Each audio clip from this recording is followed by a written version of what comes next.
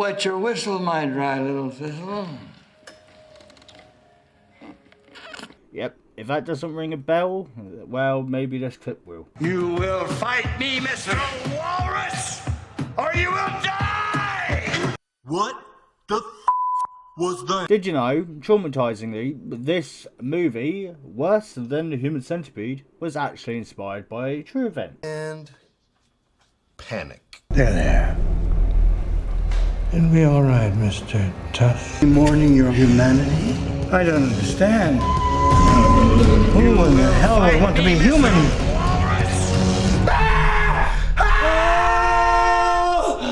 What the fuck is going on?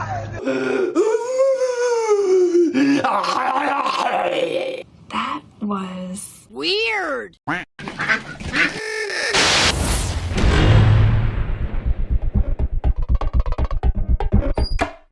Hello everyone, my name is CantDoGames, if you don't already know that, and welcome back to the Weird News. Today on the Weird News, we're looking at a very old comedy horror. I don't know if you've heard of it, I know I have. It's called Tusk. Wet your whistle, my dry little thistle.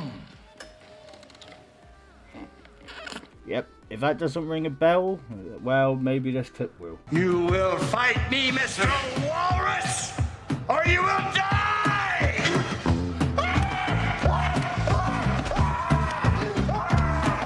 What the was that? Did you know, traumatizingly, this movie, worse than the Human Centipede, was actually inspired by a true event? That's what they say. And, well, I'm never going to be able to look at a walrus ever again, because I'm going to be worried it's going to be some poor soul. But let's see how true it really is. The 2014 horror comedy about a man surgically transformed into a horrifying human-walrus hybrid was earned a solid cult following for nearly a decade. But it turns out that Tusk was actually based on a true story. And panic. Thankfully, the claims with Kevin Smith's movie isn't 100% accurate. Nobody was actually turned into a walrus by eccentric serial killer. False alarm. But it's not entirely fictional either. I don't know what to feel. I'm very concerned that there is some dark secret behind this movie and true. Whenever I see a horror movie pop up and then it comes up with based on true events or based on a true story, my heart drops because I'm like, if this is real, like 100% accurate, I'm terrified. It's like, I know the Human Centipede, I can't remember, was the Human Centipede based on true stories? The Human Centipede was based on a true story. It wasn't like the Human Centipede, it was just based on, there was like a crazy germ scientist in a world war. So, you never know what happened really in them type of days and like what happened behind closed doors. You wouldn't happen to have any uranium on you. Just need a smidge. So there really could have been a human centipede. I always remember that scene where he's just shouting at him saying feed him. Feed her! Feed her! Hard! Ugh, that's the only thing I remember and it makes me feel sick. The third movie, well, that just looks like a really long conga line. It says here we can get anywhere we want by taking a conga line. Way ahead of you, Marge. Take me to the hotel. My hands are on a guy's ass. Boy, this dude must work out. Sorry, but that one down here, I think it went a bit too far with the old centipede. But yeah, so this one is basically about, yes, a man, he does podcasts, I believe it is. He does podcasts. He's not finding anything interesting, but then he comes across a message, basically saying saying he wants to tell his story about the stuff in it he does. He goes there, he gets tricked, and yeah, I'll show you the trailer. Always do sober what you do drunk.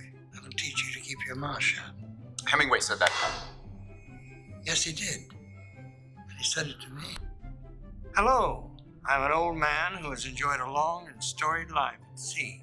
And after eons of oceanic adventure, I know I do not wish to spend my remaining years alone. Who in the hell would want to be human?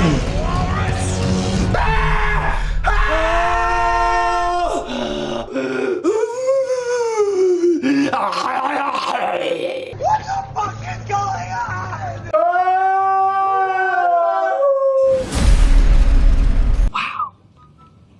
That was weird. The film follows podcaster Wallace Justin Long, The guy who played in Jeepers Creepers, I believe.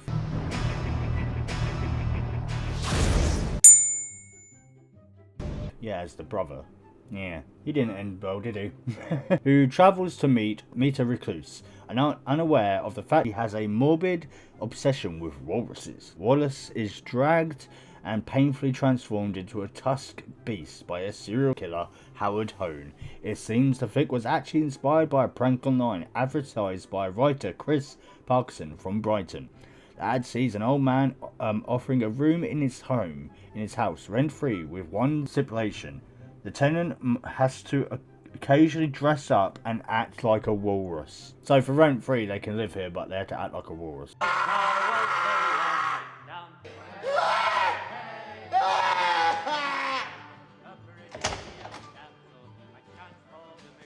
Ahoy, matey! Weird ass fucking kink, mate.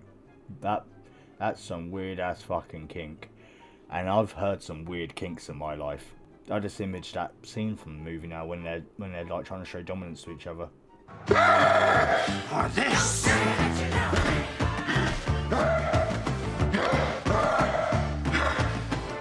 I'm taking that in a different way. I'm thinking of that in a different picture now. Why did I think that? Okay.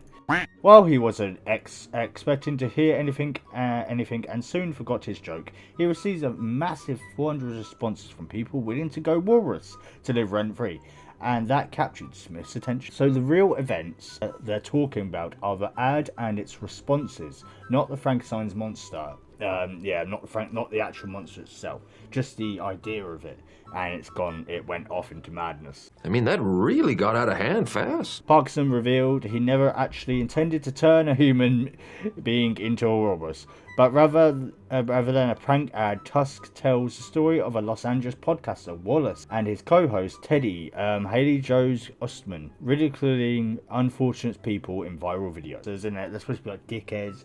They take the piss out of people doing things, and yeah, they end up killing themselves because of their podcast most of the time. So in the story, Howard is a retired sailor who killed and ate a walrus that saved his life. To act out giving his savior a chance to live, he disfigures victims and surgically transforms them into human walruses, which he named Mr. Tusk, before reenacting their time together.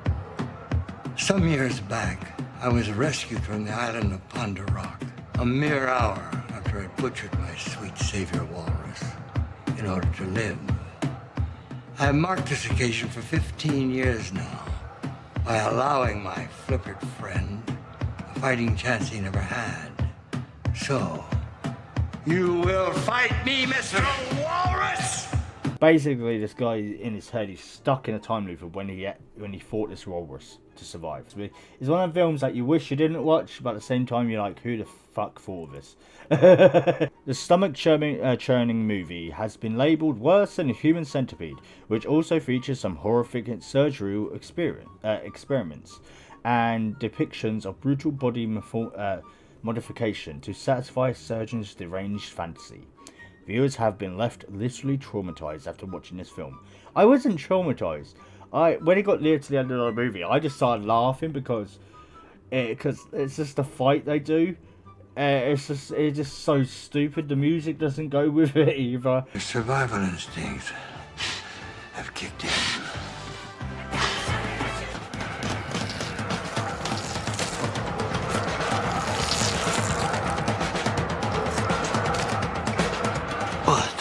So help mine! What the hell was that? TikToker Heidi Wong took to the platform to share her thoughts on the movie, creating a series of videos in response to Tusk. She said, "Out of all the horror movies that I've seen, this one gets me the worst. This movie was worse than a human centipede to me. In one video dwelling on the ending, turn away now if you don't want to be spoiled, of course, but it's like 2014 this came out on, so... Deal with it! She said, me watching a guy who was forced to be surgically turned into a walrus finally escaped, only for his friends to put him in a zoo to live with the rest of his life as an actual walrus." Yeah, great friends. They don't try to save him. They just stick him in another zoo. They stick him in a zoo with other walruses. Wallace? We're here.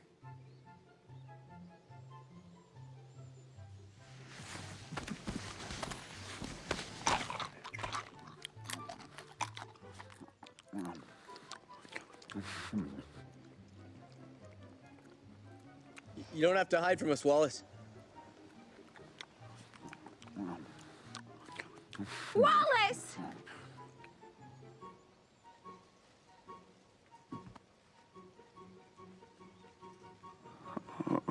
Commenters said they couldn't look at an animal in the same way anymore, with one writing, after knowing about this movie and seeing clips, I can never see walruses the same anymore. No, I can't. I look at them now and think to myself, that could be a person. Okay everyone, that was today's weird news. So it wasn't really based on it, it was just like the concept of the joke to wear a walrus outfit or something. I didn't even know you could probably get them. Can you get like a walrus outfit? Wouldn't that be really uncomfortable? But yeah, and it seems there were actually people who were up for it. I'm not really that surprised really, because there are some weird people in this world that would do anything for free. Anyways, hope you guys enjoyed. If you know anyone who would do this, let me know in the comments. Anyways, I'll see you in the next one. Ciao.